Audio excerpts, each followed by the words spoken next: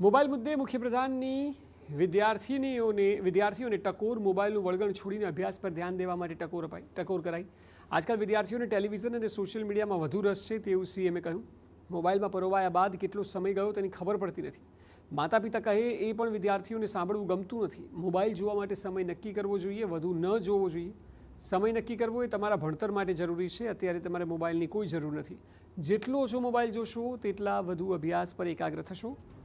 ભૂપેન્દ્ર પટેલે ગાંધીનગરમાં student startup અને ઇનોવેશન પોલિસી માટેના શિષ્યવૃત્તિના કાર્યક્રમમાં હાજરી આપી હતી અને તે સમયે વિદ્યાર્થીઓને મોબાઈલ મુદ્દે ટકોર કરતા જણાવ્યું હતું કે 1 કલાકથી વધુ મોબાઈલ તો ન જ જોવો જોઈએ।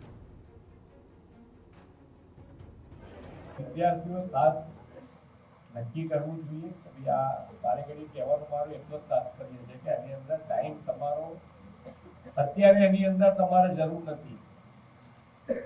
તમે મોટા થઈ જાઓ પછી થોડો ઘણો ટાઈમ વધારે ઓછો તમે કરો, બરોબર છે, ભણી લીધા પછી પણ ટાઈમ તમે નક્કી કરશો તો તમારા ભણતર માટે એ ખૂબ આવશ્યક રહેશે। તમે જેટલું ઓછું જોશો એટલું તમારું જે તમે વાંચો છો, તમે જે ભણો છો એની પર વધારે કોન્સન્ટ્રેટ કરી શકો।